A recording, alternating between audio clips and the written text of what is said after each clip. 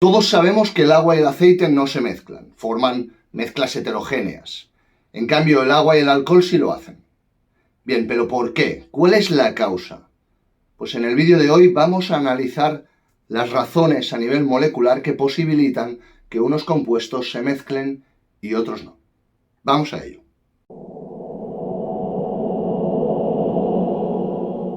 Lo primero que tendríamos que entender es que una disolución se produce debido a la rotura de las fuerzas intermoleculares entre sus compuestos.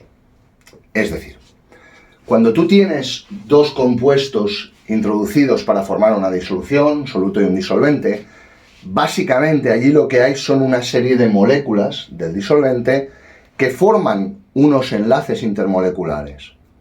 El agua, por ejemplo, forma enlaces de puentes de hidrógeno. Cuando yo añado un soluto, resulta que estoy añadiendo unas partículas completamente diferentes que tienen sus propios enlaces.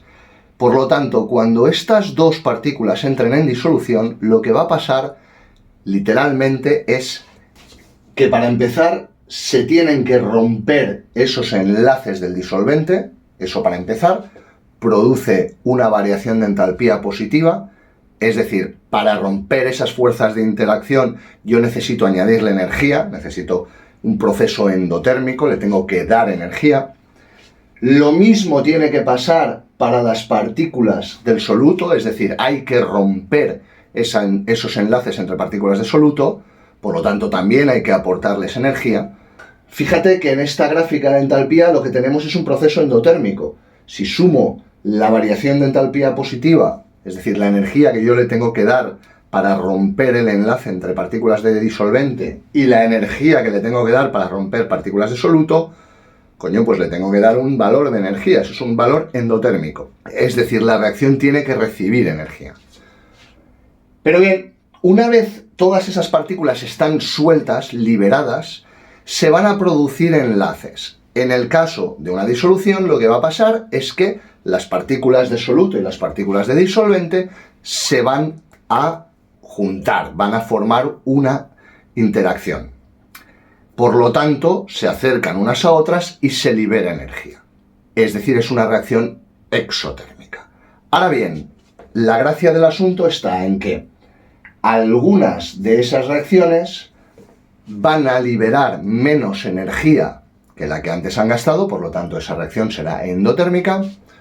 Otras reacciones gastarán más energía de la que han recibido, por lo tanto son reacciones exotérmicas, liberan calor. Y hay un tercer tipo de reacciones que podríamos decir que liberan la misma energía que han ganado. Es decir, básicamente lo comido por lo servido.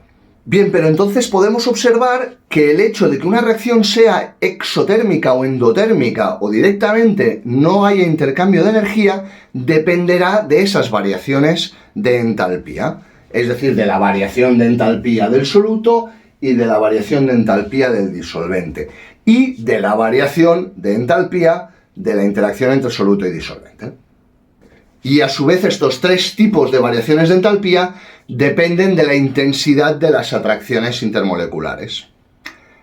Así pues, se nos pueden formar cuatro casos específicos. En primer lugar, si las fuerzas de interacción del disolvente y las del soluto son iguales o muy parecidas, la variación de entalpía será prácticamente cero. Por lo tanto, se nos producirá lo que se conoce como una disolución ideal, en la que todas las partículas quedan disueltas y mezcladas de forma totalmente homogénea. Esto es lo que pasa en muchos de los compuestos orgánicos. Por ejemplo, pues yo que sé, el benceno y el tolueno, por ejemplo. Por otra parte, si las fuerzas de interacción que se forman entre soluto y disolvente son mayores que las fuerzas del soluto por separado y del disolvente por separado, lo que va a pasar es que se producirá una reacción exotérmica que libera una gran cantidad de calor. Por ejemplo, eso pasaría en el caso de la acetona y el cloroformo. Qué suerte, ¿vale? Si las metes juntas, ándate con ojo.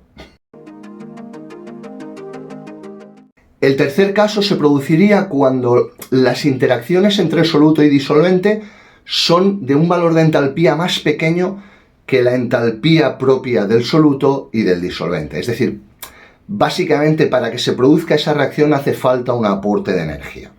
Pero ya te digo, tiene que ser una variación pequeña.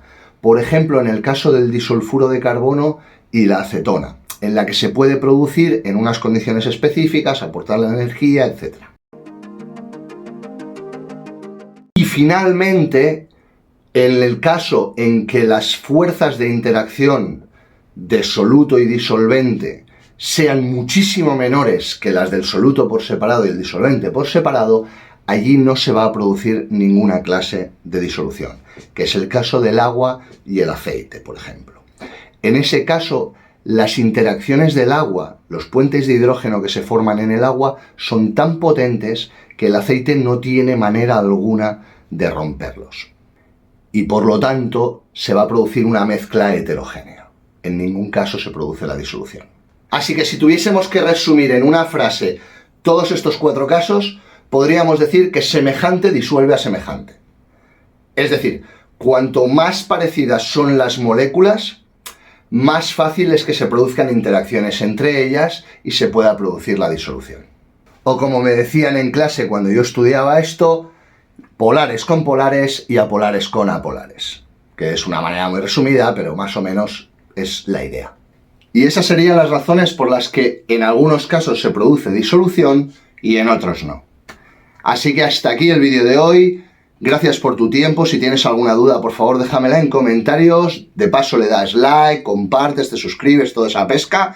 Y nos vemos en el próximo vídeo. Adiós.